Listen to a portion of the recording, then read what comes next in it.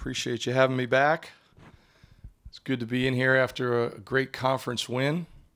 We fully expected it was going to be quite the battle, and it certainly turned out that way. Like Ringo says, it don't come easy, and that didn't, but it was a very satisfying win. I think all three phases felt good about making contributions to the win, and yet all three phases, I can tell you this week, are all focused on working to improve. Tell you what, the crowd is really something, and this is 3 years in for me, and it just never gets old. You know, you walk in there and you feel that electricity in Williams-Brice, and it's just special every time. So grateful for that. The other interesting thing about the game was that some unique situations arose, and you know, we practice those things, we emphasize those things. You know, you show clips from different games over the course of the season and meetings and so forth, trying to prepare your guys for the things that might happen once or twice in a season, not knowing when they might come. And this was one of those games where it happened. We had a kickoff after a penalty from the 50 that we successfully executed, and were able to down the ball around the 15-yard line, which was good to see. And then the hands team at the end of the game, and being in position there to successfully field that, and what a great moment for DK. You know, he had the tough fumble earlier, and then to bounce back and be in position to make such a meaningful play there. And you know, your hands team is something you get a chance to cover in a meeting for maybe 2 or 3 minutes at the end of the week and get a few reps towards the end of the week of practice, and then you've got to go out there and look like you know what you're doing when the game's on the line. So I was really proud of our kids there. We had the explosive punt return, and then shortly thereafter we had a sudden change situation where it was a turnover, and it felt like that defense had just gotten over to the bench, and then they had to hustle out there on the field and go play again with the ball already in plus territory for the opponent. So a lot of those types of things that are really good to learn from, and just solidify, you know, the emphasis that we put on them during the week. I thought Kai had a really solid night, 48-yard average, and we ended up netting 44 against a really good punt returner, so that was encouraging. And then, to me, one of the unsung heroes of the game was Mitch Jeter.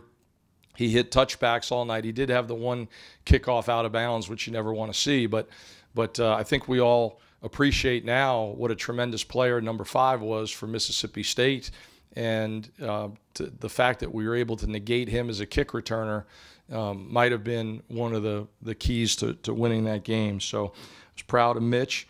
So a good win, and one of those wins that you come in on Sunday and you're able to remain humble from, and then move on to this week's opponent. So, you know, they say nothing's certain in life except death and taxes. Well, I'll add another layer to that, and that is Tennessee having a great punt returner. And it is just amazing to me when you turn on the video every year, it just seems like they roll the next guy through. It seems to me like it's a waiting list for a country club or something. Son, you're a great punt returner, but I'm very sorry. You're going to have to come back and see us in about 2 years, and then here we are. We'll be waiting for you then. And it really doesn't matter what the guy's number is and where he came from, how long he's been there. They have a guy, it seems like every year, that you struggle to tackle in a phone booth. And this guy, number 3, D. Williams, it started last year, and it's clearly continued. He is absolutely dynamic. He's averaging over 21 yards per return this year.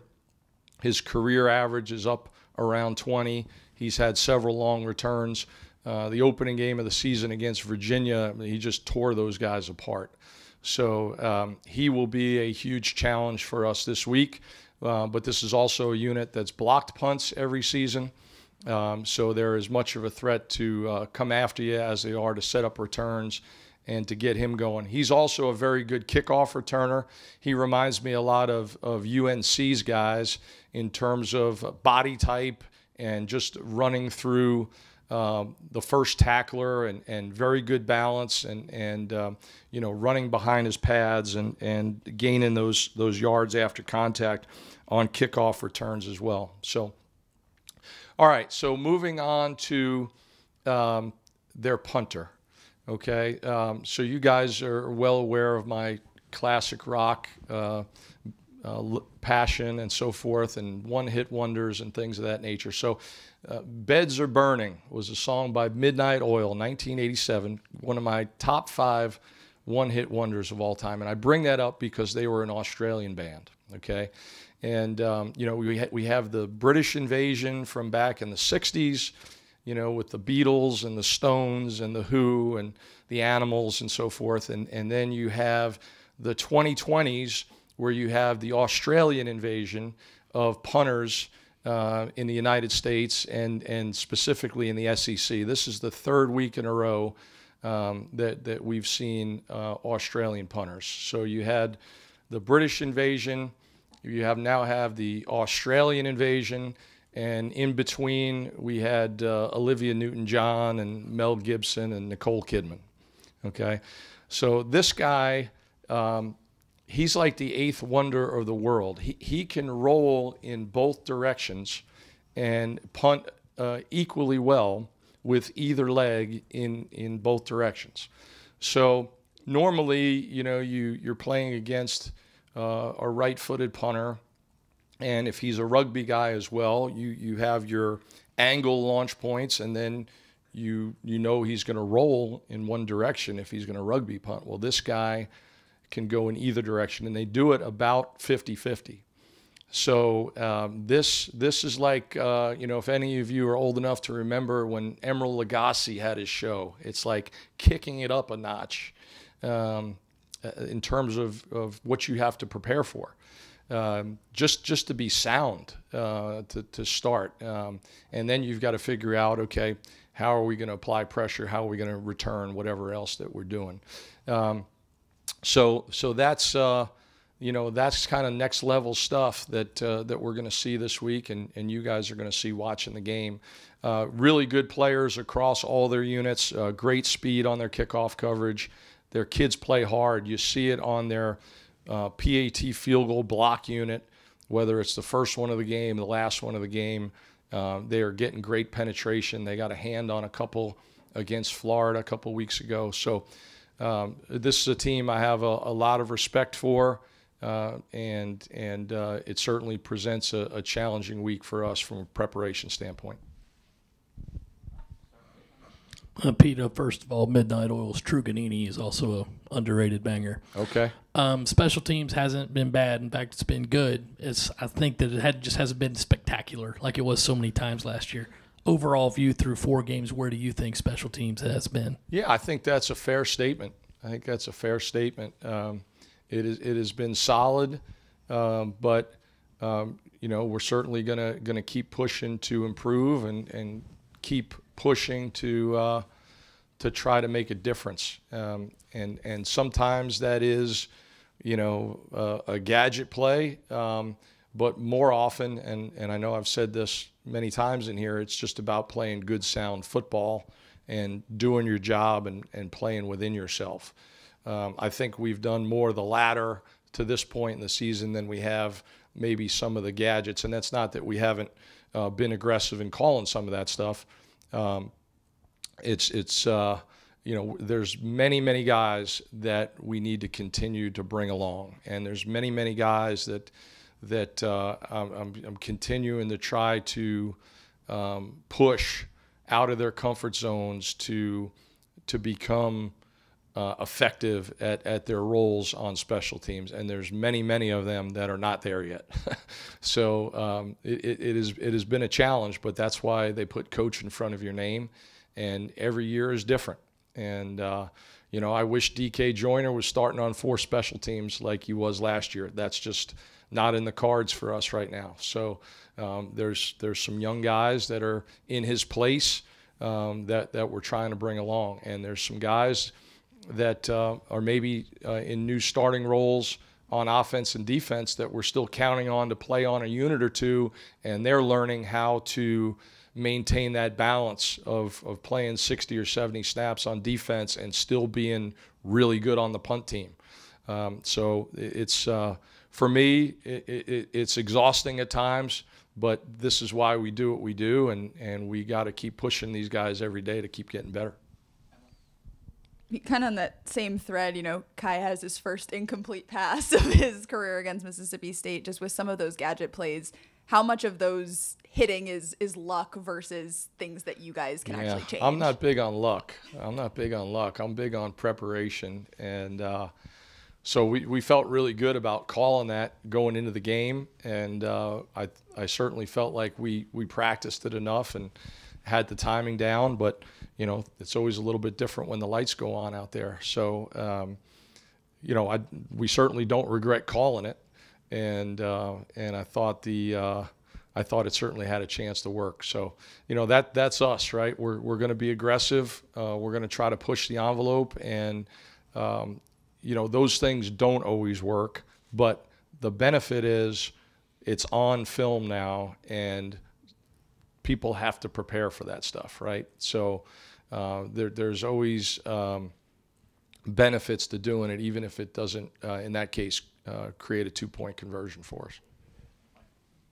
Not that it probably makes you feel any better. It doesn't go against the stats, so he's still perfect. But he did have an incompletion at Florida last year, yeah, too, on a muddle huddle. So at this point of the season, right, heading into the 5th game, and I know for multiple positions, but especially for you, I'm sure it becomes more of a headache because now you're hitting that threshold of, okay, who's going to be redshirted, who's not.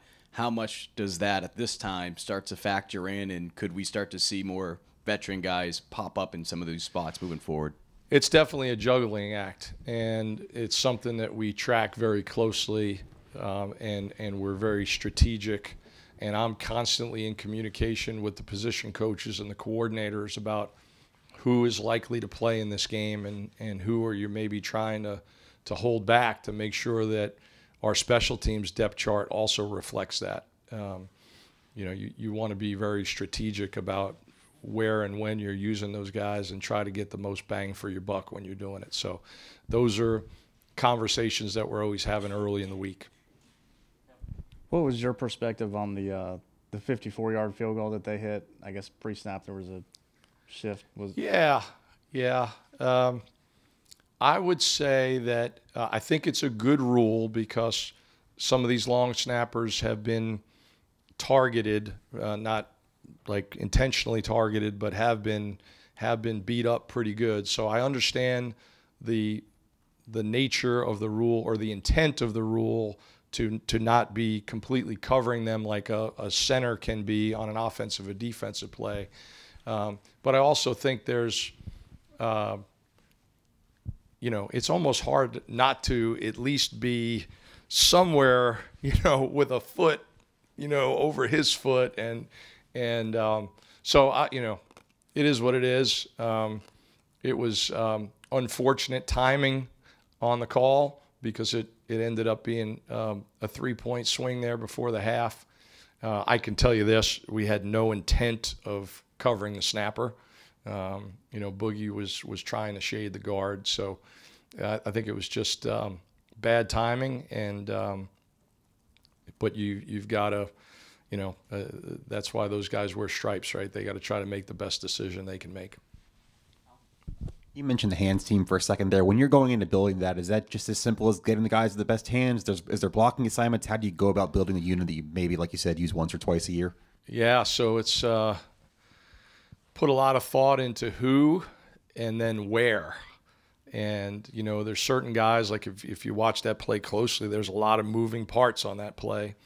And so you're thinking, all right, where could the ball potentially go? You know, where are certain guys going to be if certain things happen? So I felt really good after that play was over that, you know, we had the right guy in the right spot, and being aggressive is a big part of it.